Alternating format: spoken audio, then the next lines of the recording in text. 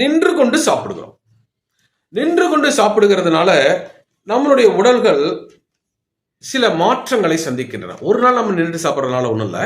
ஒரு ஃபங்க்ஷன் போகிறோம், நம்ம சொந்த பந்தம் வராங்க, ஃப்ரெண்ட்ஸ் வராங்க, தட்டை வாங்கிட்டு நம்ம அவங்களோட நின்று பேசிட்டு சாப்பிட்றோம், அது பிரச்சனை இல்லை. இன்னைக்கு நிறைய ஹோட்டலில் இட வசதி இல்லாததுனால செல்ஃப் சர்வீஸ் இருக்கு. நின்று ஒரு சின்ன ரவுண்டாக டேபிள் வச்சுருப்பாங்க, அதில் வச்சு நின்று சாப்பிட்றாங்க. ஃபோனை பார்த்துக்கிட்டு அப்படி சாப்பிட்டு இருக்கிறத நிறைய இடங்களில் நீங்கள் பார்க்க முடியும். இதனால் என்ன ஆகுது?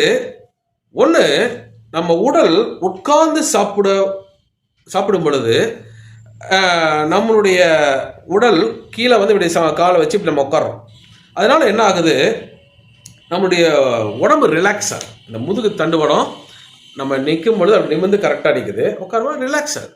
ரிலாக்ஸ் ஆகிறப்ப அந்த ப்ரெஷர்லாம் குறைஞ்சு நமக்கு மனதுக்கு ஒரு சுகம், உடலுக்கு ஒரு சுகம் உண்டாகிறது. இரண்டாவது, இந்த நரம்புகள் எல்லாம் இப்படி நம்ம காலை சேர்த்து போட்டு உட்காரப்ப அந்த அதிக ரத்த ஓட்டம் காலுக்கு கொஞ்சம் போகிறது குறையிறதுனால நம்ம வந்து நம்ம சாப்பிடுகிற அந்த உடலுக்கு நமக்கு அதிகம் தேவைப்படுகிறது அந்த உணவை எடுத்து நம்ம சாப்பிட்றதுக்கு.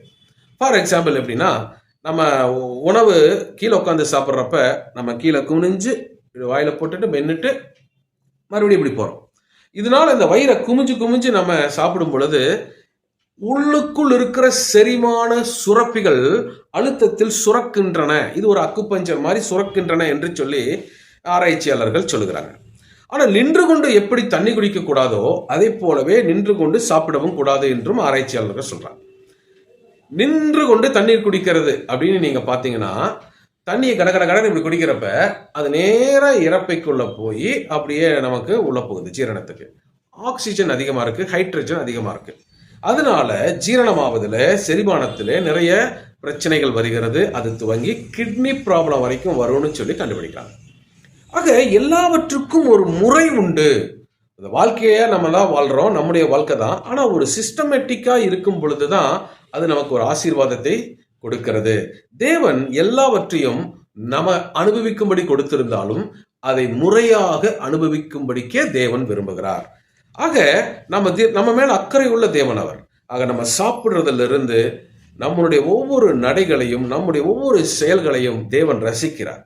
நாம் நல்லா உடுத்துதல்களை தேவன் ரசிக்கிறார். காரணம், நம்ம அவருடைய பிள்ளைகள். நாம் என்ன பண்றோம்? நம்ம அறிவு சார்ந்து எனக்கு நேரம் இல்லை, எனக்கு டைம் ஆயிடுச்சு, நான் அங்க போகணும் இங்க போகணும் அப்படின்னு சொல்லி நம்ம ப்ரோக்ராமை நம்ம மாத்தி நாம அநேக நேரங்கள் நம்முடைய தன்மையை, தெய்வீக தன்மையை இழக்கிறோம். நம்முடைய வாழ்விலே ஆரோக்கியத்தை நாம இழக்கிறோம். அடுத்தது, நல்லா மென்னு சாப்பிடணும். அப்பதான்